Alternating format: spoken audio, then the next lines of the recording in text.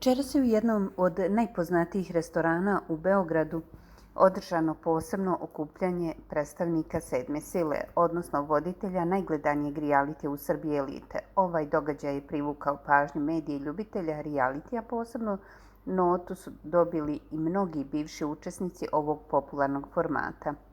Pred objektivom novinara stala je jedna od najatraktivnijih voditeljki Ivana Šopić, koja je najpre dotakla svog stajlinga.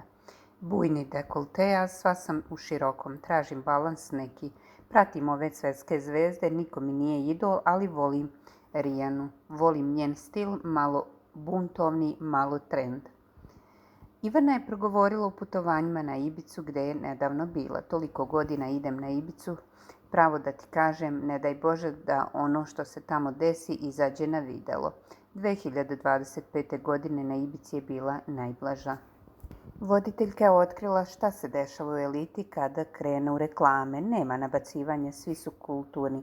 Bude odmeravanja, bude mog urlanja, ništa spektakularno se tu ne desi. Toliko je zanimljiva ova sezona. Svi imamo lep odnos, meni je bitno da ja primim platu i da to sve teče. Dotakla se Mine Vrbaški. Mislim da Mina Vrbaški čeka da neko padne na nju. Ja znam nju dosta dugo, ona ništa ne radi slučajno, definitivno zna šta radi i s kim. Rekla je Ivana, a onda priznala na koga bi ona pala kada bi boravila unutra. Ja sam se uvek spoticala na najmanje kamenje, nisam merodavna da pričam. Verovatno bi se spotakla na Filipa Đukića, kao što već i ja sam.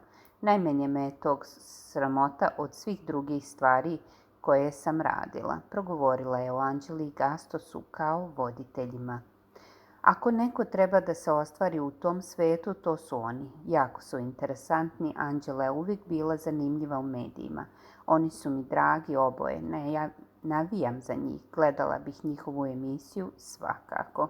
Podsjećamo, Filip je potvrdio pisanje portala Republike da će Anđela i Nenad biti voditelji od septembra, te uputio i lekciju Crnogorki. 5 godina je prošlo, nekako mi je brzo proletelo. Radim kao voditelj na Red TV. Jedna dobra stvar je što kao voditelj ne mogu da komentarišem onako kako bi komentarisao, ali sada mi se pružila prilika. Odlična je ponuda bila, a i to je moja kuća. Nisu specijalni uslovi, nešto casual, nisam bahat. Ja sam staložen, lagana priča. Ja sam odlučio da puštam kosu. Nadam se da mi frizer neće biti potreban. Ništa specijalno mi ne treba, samo mašinica da oblikujem brčiće, rekao je Filip, pa nastavio. To bi top bilo da Anđela i Gastos budu voditelji. To je jedan od ciljeva da promoviše TV. Rekao sam im sve kako jeste, kako nije. Sad ne znam, Anđela drska, kad si voditelj ne možeš sve da kažeš. Meni se 100 puta desilo da neki gosti kaže što ne treba, pa se iskuliram. Ovo nije Studio B, ja radim na TV koji služi za zabavu i humor.